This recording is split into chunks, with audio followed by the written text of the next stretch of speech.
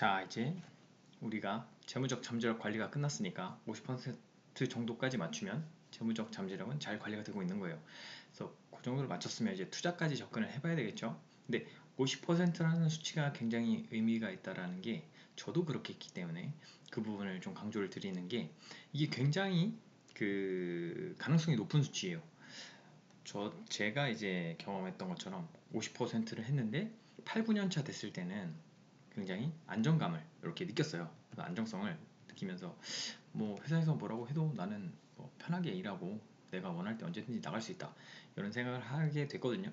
근데 9년, 10년 차, 11년 차 이때 돼서는 이제 투자를 제가 꾸준히 했죠. 그러니까 11년 정도 투자하면서 8, 9년 차까지는 그렇게 투자 수익이 좋지 않았어요. 근데 뭐 2018, 19, 20년 이렇게 되면서 그때 엄청 이제 자산 수준이 높아져서 은퇴할 수준까지도 자산이 모였다 라고 생각해서 제가 나온 거예요. 그래서 50%의 저축을 하면 다른 투자 수익까지 합쳐져서 제가 충분히 은퇴할 수 있을 수준까지도 자산이 모을 수 있다라는 걸 경험했기 때문에 50%를 좀 강조를 드리고 그 부분을 잘 지켜보시라고 말씀을 드리는 겁니다. 근데 그러니까 투자 수익이 잘 나지 않아도 안정성은 무조건 확보할 수 있어요, 10년이면. 근데 제가 이제 투자를 했는데 제가 뭐 엄청 투자를 잘했고 막 굉장히 뛰어난 사람이다 라고 생각하겠지만 그렇지 않아요. 제 책도 있는데 일단 제 책에 대해서 한번 보여드리면,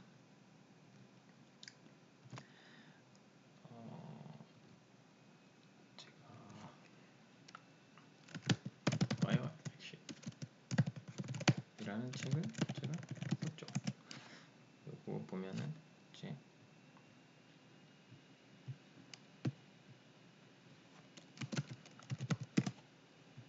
자, 요런 게 있는데 지금은 아마 절판이 됐습니다. 그래서 이게 요거를 리뷰해 주신 분들도 많고 한데, 제가 공식 블로그에서 여기서 이렇게 인터뷰해서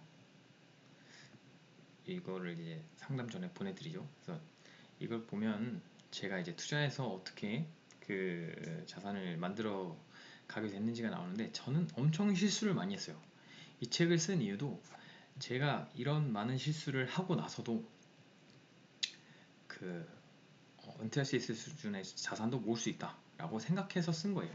그러니까 많은 실수를 해도 젊은 날에 11년 정도 꾸준히 투자를 하고 거기다가 50% 이런 저축까지 하면 자산 형성에 큰 문제는 없다 라고 생각해서 이거를 제가 강의도 하고 이렇게 책도 쓰고 이랬던 거거든요. 그래서 그런 부분들을 강조하기 때문에 50%를 꼭 제가 지켜보라고 말씀드리는 거고, 이것만 지키면 가능성이 아주 높아져요.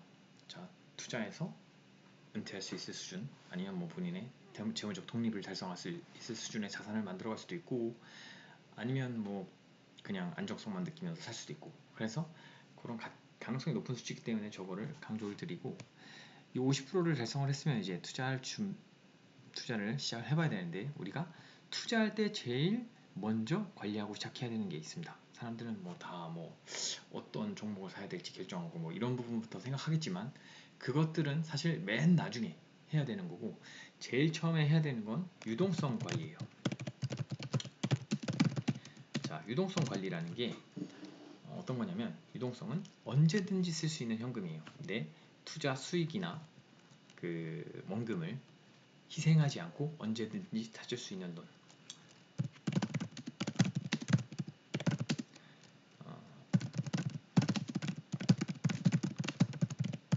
찾을 수 있는,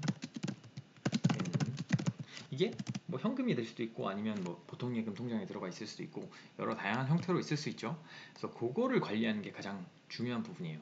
왜냐면 우리는 투자를 하게 된다고 쳐도 나중에 돈을 쓸 때는 다 현금으로 바꿔서 쓰게 될 거예요. 그래서 그거를 잘 관리해 놓지 않으면 모든 투자나 그런 본인의 자산 관리하는 부분이 다 꼬일 수가 있어요. 그 관리를 잘못해버리면. 그래서 그거부터 가장 먼저 관리를 하고 다른 어려운 부분, 투자나 뭐 이런 변동성이 큰 부분들로 넘어가는 겁니다. 그래서 이걸 관리하는 걸 가장 먼저 말씀을 드리는데, 지금 유동성 관리할 때 가장 많이 쓰시는 수단이 보통예금 통장이에요. 보통예금 통장은 이자를 얼마 정도 주냐고 물어보면 거의 다 모르고 계세요. 근데 그렇게 모르고 있기 때문에 0.1% 이렇게 주거나 0.01% 주는데도 제가 봤어요. 그래서 그렇게 주는 거예요. 모르고 그냥 쓰고 있기 때문에. 그래서 이런 걸로 관리하면 유동성을 효율적으로 관리할 수가 없죠. 그래서 효율적으로 관리하기 위해서 제가 CMA를 사용하자라고 말씀을 드립니다. CMA가 뭐냐면 캐시 매니지먼트 어카운트예요. 캐시 매니지먼트 어카운트, 그러니까 현금을 관리하는 계좌, 관리해주는 계좌입니다. 근데 이 계좌는 그럼 얼마의 금리를 주길래 제가 이걸 쓰자라고 말씀을 드리냐면, 얘는 계속 변합니다. 한국은행 기준금리에 연동돼요. 자, 한국은행 기준금리에 연동이 돼서 이 수익이 나오는데, 그럼 한국은행 기준금리가 어떤 거지? 라는 걸 알아야 되겠죠. 자, 한국은행 기준금리가 어떤 건지를 제가 자세히 좀 알려드리는 이유는, 이걸 알면 전체 경제 흐름을 이해하는 데 굉장히 큰 도움이 돼요.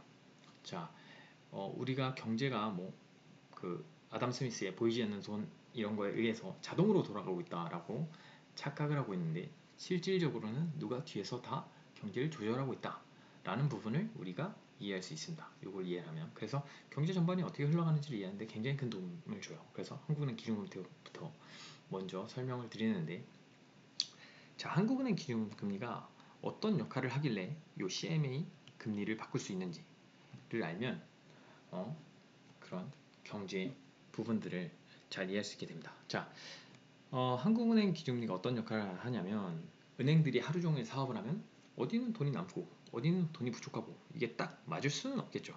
그런데 이제 돈이 부족한 곳은 현금을 무조건 채워놔야 돼요. 왜냐면 은행은 대출을 해주는 기관인데, 대출을 다 해놓고 현금이 없었어요. 그러면 현금을 생산하게 됩니다. 자, 현금 생산은 우리나라 한국은행에서밖에 못하죠. 근데 은행이 해버리면 그건 불법이에요. 그러니까 그 불법 상황을 반드시 해소를 해야 됩니다. 그 해소를 하려고 할 때 한국은행이 이렇게 말하는 거죠. 야, 난 언제든지 현금 만들 수 있으니까 너 현금 부족하면 나한테 말해. 내가 언제든지 너가 원할 때 돈을 이 정도 수준 금리로 빌려줄게 라고 하는 거예요. 그리고 다음날 돈이 남으면 다음날 갚아. 그리고 뭐 돈 남으면 또 나한테 맡겨. 내가 이 정도 수준에 맡아줄게 라고 해놨습니다. 그리고 다음날 돈 부족하면 또 이 정도 금리만 받고 하루치만 받고 가져가, 이렇게 해놓은 거예요. 그러니까 하루 단위로 은행들이 이 기준금리에 따라서 돈을 넣었다 뺐다 할 수 있어요. 자, 근데 은행들이 한국은행이랑만 거래하는 건 아니죠. 그래서 다양한 주체랑 거래를 하게 되는데, 그때 요 한국은행 기준금리 수준에서 금리를 결정을 하겠죠. 이거보다 높게 달라고 하면, 내가 너랑 왜, 그냥 나는 한국은행 가면 돼 라고 하고, 또 이거보다 낮으면 내가 또 너랑 이걸 왜 하냐, 나는 그 더 높은 수준의 한국은행 맡기면 돼, 이러니까. 그래서 한국 전체 금융시장의 하루짜리 금리가 요 정도 수준에서 결정이 됩니다. 요 기준금리 수준에서. 그러면 거기에 CMA가 그 시장에 참여하는 거예요. 그래서 한국에서 가장 효율적인 1일물 금리라고 하는데, 하루짜리 금리를 받을 수 있어요. 자, 효율적인 1일물 금리, 이걸 받는 게 이 CMA의 첫 번째 장점이에요. 그래서 우리는 유동성조차도 가장 효율적으로 관리를 해야 그보다 더 어려운 투자를 효율적으로 관리할 수 있겠죠. 그래서 요거부터 관리하는 걸 먼저 말씀을 드립니다. 자, 이렇게 가장 효율적인 하루짜리 금리를 받을 수 있다. 이게 CMA의 첫 번째 장점이고, 또 CMA의 장점이 두 번째 또 있습니다. 그거는 한국은행이 기준금리를 높이고 낮추는 이유가 있어요. 그 이유를 이해하면 지금 경제 상태가 어떤 상황이구나를 이해하는데 굉장히 큰 도움이 됩니다. 그래서 그 부분을 제가 설명을 드려요. 자, 일단 한국은행이 기준금리를 높이는 이유가 있어요. 그거는 물가 상승률이 높아졌을 때예요. 자, 물가 상승률이 높아진다는 건 사람들이 물건을 많이 쓰고 있다는 얘기죠. 생산하는 것보다 많이 쓰고 있으니까 물건을 많이 사니까 물건 가격이 오르는 거잖아요. 그래서 그렇게 경기가 과열된 상태죠. 경기가 과열이 너무 심하게 되면 경제 자체가 붕괴되기 때문에 이걸 무조건 잡아줘야 돼요. 그러려고 한국은행이 금리를 높입니다. 자, 금리를 높이면 이제 하루짜리 금리가 쫙 올라간 거죠. 그럼 하루짜리 금리를 기준으로 1년, 2년, 5년, 10년 뭐 그런 금리들이 쫙 다 결정돼요. 그럼 전체 금융시장의 돈의 가격이 다 올라가죠. 그러면 그 돈을 가지고 하는 활동, 돈의 가격이 올라갔으니까 그게 다 줄어들겠죠. 자, 돈 빌려서 집도 덜 사고, 돈 빌려서 투자도 덜 하고, 돈 빌려서 소비도 덜 하고, 이런 일들이 발생하니까 경기는 좀 잡힐 거예요. 근데 경기를 잡으려고 금리를 올렸더니 아까 말했듯이 집도 덜 사고 투자도 덜 하니까 자산 가격이 빠져요. 자, 그래서 이게 재작년 2022년에 일어났던 일이죠. 지금 2024년 9월이니까 그때 물가 상승률이 높아집니다. 뭐 이런 얘기들이 나오면서 그럼 금리를 높일 거야. 이런 얘기들이 나왔고 그래서 자산 가격이 빠졌죠. 주가가 폭락합니다. 집값이 빠지고 있습니다. 이런 얘기들이 이제 이해되기 시작합니다. 이걸 알면. 그래서 이 부분을 이해를 하고 투자하는 것과 이해하지 못하고 투자하는 건 굉장히 큰 차이가 있기 때문에 그리고 현실 경제를 살아가는 현실 삶을 살아가는데도 이 부분을 아는 게 아주 중요하기 때문에 이 부분부터 설명을 드리고 자 최근에는 이제 물가 상승률이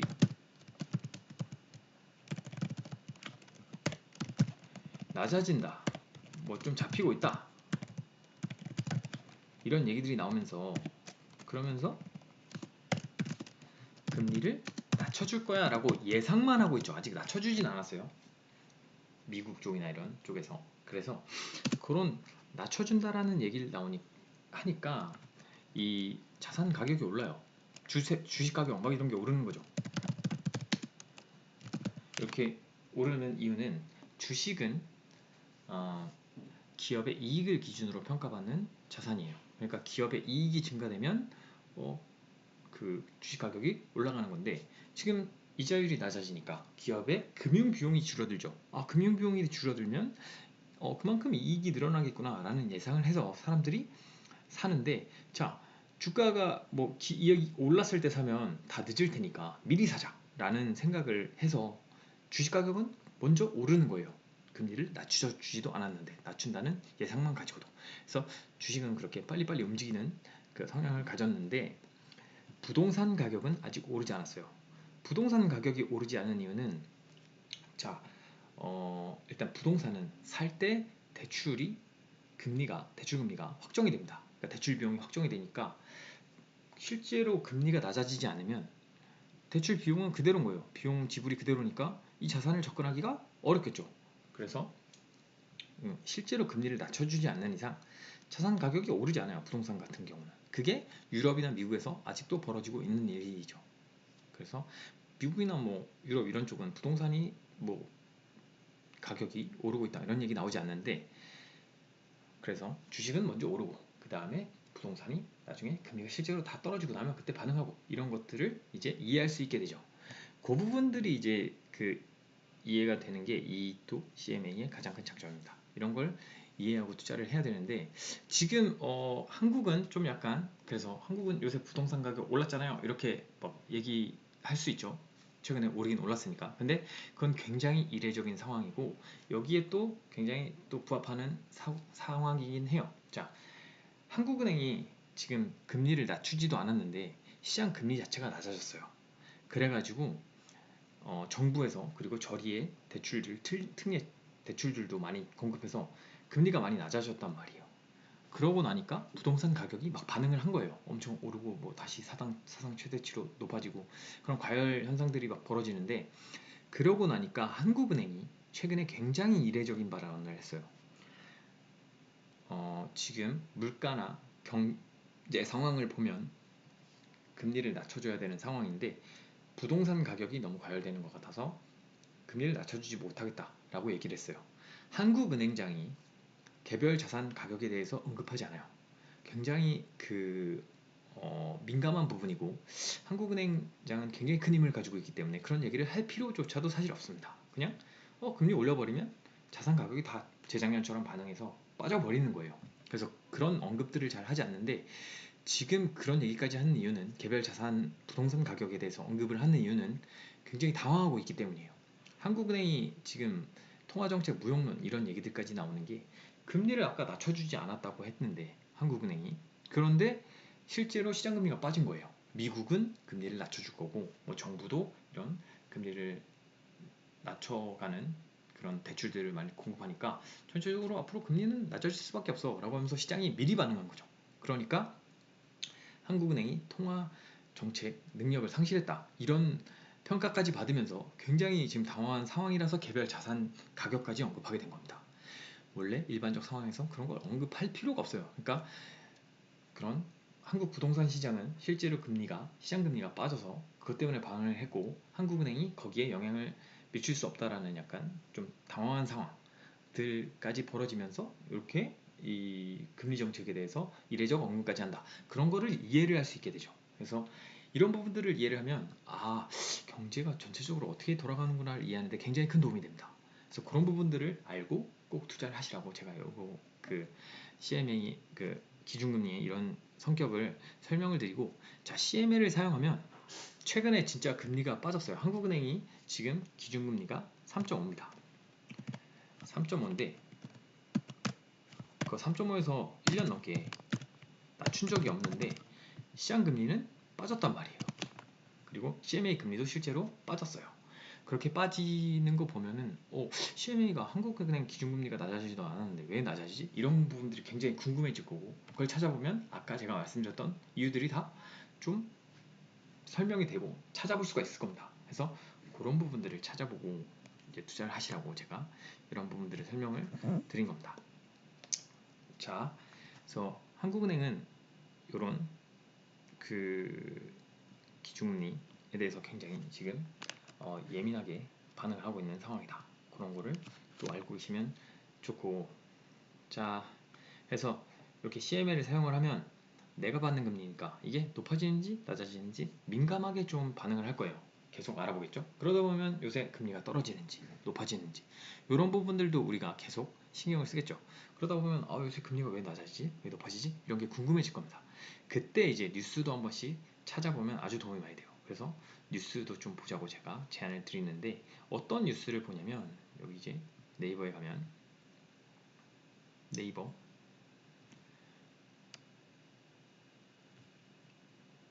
뉴스에 경제 섹션이 있어요. 이 경제 섹션에 가면 우리나라에서 생산되는 뉴스가 다 나옵니다. 그러면 그 뉴스들을 보다 보면 오늘은 좀 가계부채 이런 금리 관련 뉴스들이 나오는데, 자, 여기 보면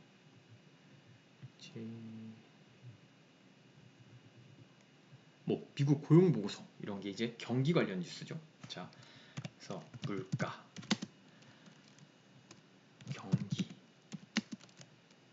금리, 중앙은행 이런 키워드들 들어간 뉴스들을 읽으면 이게 거시경제 관련 뉴스예요.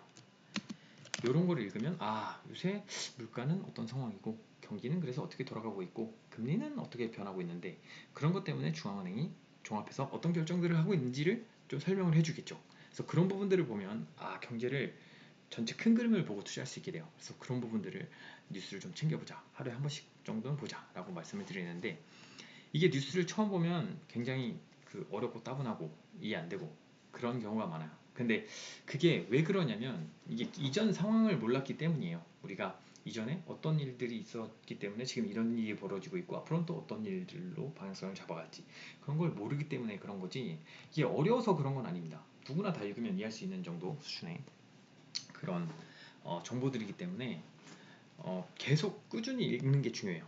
꾸준히 읽다 보면 우리가 아무리 쉬운 게임에도 처음에 참가했을 때는 얘들이 뭐하지? 막 굉장히 당황스럽고 뭐 어떻게 할지 모르겠고 그렇지만 조금만 쳐다보면 얘들이 어떤 일들이 있었기 때문에 이런 일을 하고 있었고 앞으로는 또 어떻게 흘러가겠구나, 나도 저기에 어떻게 참여해봐야지, 좀 감이 잘 올 겁니다. 그래서 그런 부분들을 꾸준히 해보면 이해가 되실 테니까 그렇게 꾸준히 이런 키워드들 들어간 뉴스들 읽어보시면 CMA를 사용하면서 그러면 경제 전반에 대한 이해력도 굉장히 높아질 겁니다. 그래서 두 번째 장점은 경기를 읽을 수 있다라는 게 CMA의 두 번째 장점이고, 자, CMA의 또 한 가지 장점이 있는데 그거는 이제 금융시장이 얼마나 민감한지를 이해할 수 있게 만들어주는 게 CMA의 또 하나의 장점입니다. CMA가 세 가지 종류가 있어요. RP, MMF, 발행어, 이렇게 세 가지 정도 크게 분류를 할 수 있는데, 이게 각각 어떤 건지 우리가 좀 이해를 하면 금융시장이 정말 예민한 곳이구나, 이익 없는 그런 위험 없는 곳에 수익 없다라는 걸 아주 체감적으로 잘 알려주는 상품이기 때문에, 우리가 하루하루 받는 이자를 가지고 설명해주는 상품이기 때문에 이걸 자세히 설명을 드려요. 그래서 자, RP 얘는 Repurchase Agreement라고 해서 재매수 약정 이런 거예요. 자, 재매수 약정 뭔가 말이 어려운 것 같은데 한국말로 하면 그 공식 용어로 하면 더 어려워요. 환매 조건부 채권 막 이런 거예요. 근데 그건 더 어려우니까 요 지역한 이 말로 제가 설명을 드리는데 재매수 약정 이것도 사실 어려워 보이지만 어려운 말은 아니에요. 재매수 약정 뭘 다시 사준다 이런 느낌이죠. 뭘 다시 사주냐면 채권을 다시 사줍니다. 채권은 뭐냐면 돈 빌려주고 받은 증서예요. 돈 빌려주고 내가 받을 권리 그런 거죠. 그래서 국가에 빌려주면 국채, 회사에 빌려주면 회사채 이렇게 되는데 회사채 중에서도 BBB 이상이라고 해서 투자 등급의 채권을 우리에게 주는 겁니다. 우리가 돈을 CMA에 넣으면 증권사에서 본인들이 가지고 있는 이런 국채나 회사채 BBB 이상 채권 만기도 1년 이내의 것들 그런 걸 우리한테 배정을 합니다. 그러니까 우리한테 파는 거예요. 그렇게 근데 이 채권들을 팔면서 계약을 맺는 거죠. 이거 지금은 내가 너한테 팔지만 너가 원하면 언제든지 다시 사줄게 라고 해서 재매수 약정인 겁니다. 요거 다시 사준다고. 그래서 요거를 이제 다시 사주는 계약을 맺는 건데 그 계약을 맺을 때 약정 금리까지 계약을 맺어요. 얼마의 수익을 주고 또 거기서 이제 원금까지 내가 쳐가지고 다 사줄게 라고 계약을 맺는 거예요. 그러니까 원금, 이자, 증권사가 다 지급하게 보장이 되어 있는 거죠. 그래서 요 약정 금리를 보면 지금 아까 한국은행 기준금리가 3.5라고 했어요. 얘는 3.2에서 3.0에서 3.2 정도 됐었습니다. 원래. 근데 이렇게 됐었는데 최근에 3.5가 빠지지도 않았는데 금리가 빠졌다고 했죠? 그래서 지금 막 2.9 이하로 빠지는 경우들도 있는데 그렇게 한국은행이 통화 그 조절 능력 이런 금리 결정 능력을 좀 상실했다라는 게 여기서도 느껴질 수 있는 거예요. 그렇기 때문에 내가 받는 금리가 이런 CMA 한국은행 금리가 낮아지지도 않았는데 이런 금리들이 낮아졌다 이런 부분들을 이해할 수 있게 되는 거죠. 그래서 CMA를 사용을 하면 많은 부분들을 좀 이해할 수 있게 되는데 그래서 이 약정 금리가 이 정도 되는 이유는 여기 가서 운용을 하면 이 정도 수익이 나오겠죠. 근데 그 정도를 다 주면 우리가 증권사가 먹고 살 게 없잖아요. 그래서 일부 수수료를 빼고 준다라고 보면 돼요. 그러니까 그래서 이 정도 뺀 금리들이 나오게 되는 겁니다. 그래서 금리가 오르면 같이 오르고 일정 수수료 빼고 주니까 또 떨어지면 같이 떨어지는 그런 금리 흐름을 그대로 느낄 수가 있는 겁니다. 그래서 RP는 이 정도 하면 이제 수익 구조는 어느 정도 이해가 됐을 거예요. 이제 금융상품은 무조건 위험 구조도 알아야 되기 때문에 위험 구조도 같이 한번 봐야 되겠죠. 일단 증권사가 지급을 보증을 했으니까 증권사가 망하기 전에는 받습니다. 근데 그래서 증권사가 지급을 보장을 해서 계속 언제든 받을 수 있게 되어 있는데 증권사가 만약에 망하면 못 받겠죠? 근데 못 받더라도 이 채권을 다시 못 사가잖아요. 채권을 나한테 팔아놓고 못 사갔으니까 이게 내 거가 되는 거죠. 그러면 얘들이 나한테 상환을 해주겠죠. 만기 1년 이내로 짧은 것들 주니까 그 내에 그 기간 내에 얘들이 상환을 해주면 그걸로 또 지불이 담보가 됩니다. 그래서 두 가지로 담보가 되기 때문에 좀 안전하다라고 평가를 받는 건데 자 그러면 실제로 진짜 못 받는 상황까지 우리가 생각을 해볼게요. 일단 국채가 망했어요. 그러면 국가가 망한 거니까 뭐 은행이고 뭐고 다 망할 가능성이 아주 높죠. 그런 상황에서 뭐 은행도 안전하지 않은데 증권사도 안전하지 않고 그렇게 평가가 되니까 이게 뭐 은행이랑 위험도 차이가 있다라고 볼 수는 없어요. 그냥 은행하고 다 위험도가 똑같아진다. 국채가 망하면 그런 정도로 보시면 되고 자 국채까지는 망하지 않았는데 회사채가 망했어요. BBB 이상 투자 등급의 회사가 망했는데 거기다가 증권사까지 망한 거예요. 그러면 이제 못 받죠. 자 그 상황이면 뭔가 금융적으로 굉장히 큰 위기가 발생했을 가능성이 아주 높죠. 뭐 IMF나 뭐 그런 게 발생했을 거예요. 그러면 그 상황에서 또 은행이 안전하다라고 보기는 또 어렵잖아요. 그래서 그런 정도 상황이 돼야 지불이 안 되는데 은행은 그나마 뭐 예금자 보호라는 게 있으니까 5천만 원 이내에서는 지급이 되겠다라고 평가가 되지만 그래도 뭐 이게 너무 IMF가 터졌는데 은행이 너무 안전하고 뭐 위험이 전혀 없고 라고 볼 수는 없는 상황이죠. 그런 정도 그 상황의 위험을 지면서 은행하고 위험도가 약간 정도 차이 나는 정도의 위험을 지면서 금리는 시장에서 가장 효율적인 부분을 받는 게 이런 RP가 되는 겁니다. 그래서 RP는 이 정도 하면 위험 수익 구조를 다 이해하실 수 있을 거예요. 그래서 이 정도 이해하시면 좋고, 자 그리고 이제 MMF로 그럼 넘어가 볼게요. MMF 얘는 머니 마켓 펀드예요. 자, 머니 마켓 펀드 이거에 대해서도 좀 헷갈릴 수 있는데 얘는 펀드의 일종이죠. 펀드가 뭐냐면 아주 간단하게 설명하면 그냥 펀드 매니저들이 있으니까 그 매니저한테 돈을 맡기고 그 사람이 수익을 내던 손실이 내던 그걸 같이 나누는 그런 상품이 되는 겁니다. 그래서 펀드는 수익도 날 수 있고 손실도 날 수 있죠.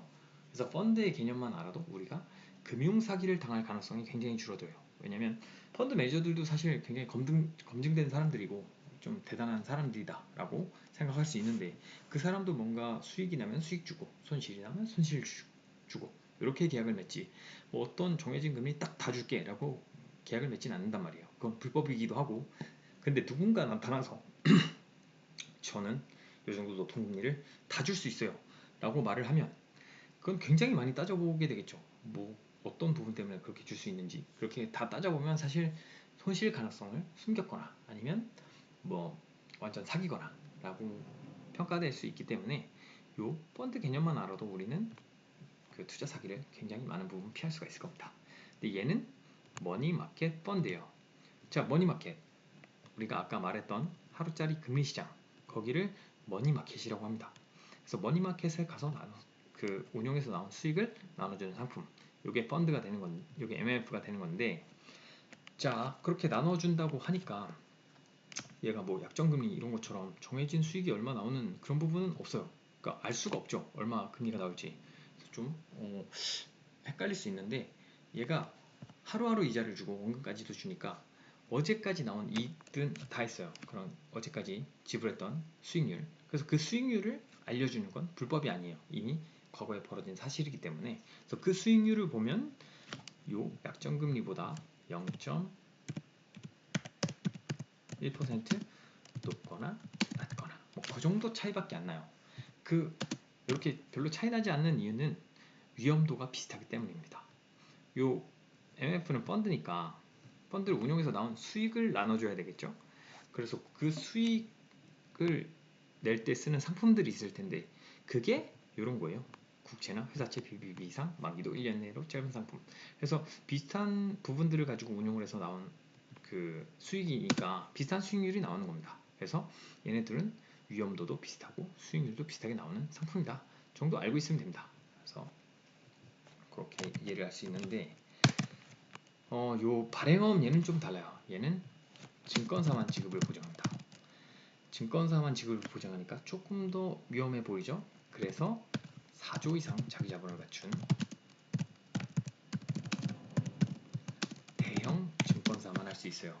그러니까 대형 증권사가 망하는 게 이 발행업의 위험입니다. 그래서 대형 증권사가 일단 망하는 상황을 가정을 해보더라도 서서히 망할 가능성이 제일 높죠. 서서히 망해가다 보면 4조 이하로 자기 자본이 떨어지는 순간이 올 거예요. 그렇게 4조 이하로 자기 자본이 떨어지면 그때 금감원이 바로 너네 이거 요건 안 되니까 하지 마 라고 중지시키겠죠. 업무를. 그렇게 업무를 중지시키고 나면 그 중지된 업무를 바로 통보해야 되죠. 고객들한테.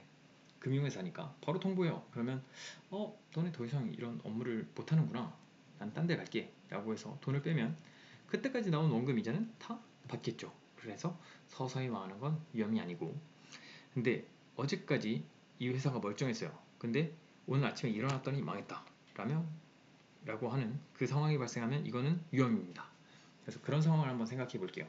그러면 일단 다른 작은 증권사나 뭐 이런 게 먼저 망해서 굉장히 좀 위험한 상황이 인지돼 있을 가능성이 높죠. 그럼 그런 상황에서 미리 좀 피할 수도 있고, 또 이 금융 4조짜리 증권사가 하루 만에 망했으면 뭐 은행이고 뭐고 큰 증권사, 큰 금융기관이 다 같이 망했을 가능성, 그러니까 금융위기가 왔을 가능성이 아주 높죠. 그래서 그런 상황에서 또 은행이랑 위험도 차이가 있다고 보기는 어려우니까 그렇게 은행이랑 위험도 차이가 크다라고 볼 수는 없는데, 뭐 4조짜리 증권사가 지금까지도 없었고 앞으로도 있을 가능성은 뭐 높지 않지만 거의 없지만 한 번에 하루 만에 망할 가능성이 있기도 하죠. 자기 혼자 뭐 잘못해서 다른 애들이랑 같이 안 망하고 혼자만. 그럴 가능성을 완전 배제할 수는 없기 때문에 조금 더 위험하다고 보는 거예요. 그래서 금리를 3.3에서 3.6 이렇게 줬었어요. 이렇게 주는 이유는 약간 더 위험해지니까 얘보다 약간 더 금리를 주는 겁니다. 그래서 이런 부분들을 보면 위험도가 높아져야 금리를 좀 더 높여줄 수 있고, 금리가 그렇게 많이 바뀌지 않아서는, 아니, 위험도가 그렇게 많이 바뀌지 않아서는 금리를 크게 바꿀 수 없다라는 부분을 우리가 잘 이해할 수 있게 설명해주는 상품이에요. 그러니까 금융시장이 굉장히 예민하다는 걸 아주 잘 설명해주는 그런 상품이 됩니다. 그래서 이 부분을 이제 자세히 제가 설명을 드리는 거고, 이 부분까지 들어보면 CMA를 활용을 해서 유동성을 관리해도 큰 무리가 없구나 라는 걸 잘 이해하게 됩니다. 그래서 이 부분을 사용해서 유동성을 관리하는 부분들을 제가 말씀을 드리고, 유동성, 그래서 규모도 우리가 생각을 해봐야 됩니다. 그러니까 유동성을 갖춰놓는 이유는 위험 상황을 대비하기 위해서인데, 내가 투자를 다 해놨어요. 위험 자산에만 투자를 다 해놓고 이런 유동성은 하나도 없다라고 치면, 내가 뭐 실직을 하거나 아프거나 이런 상황이었을 때 돈이 없으니까 일단 투자 자산을 팔아야 되겠죠. 근데 투자 자산이 엄청 빠질 수도 있고 엄청 높아질 수도 있고 뭐 그런 다양한 상황이 있을 텐데, 그렇게 뭐 그런 상황에서 내가 원치 않게 다 팔게 될 수밖에 없죠.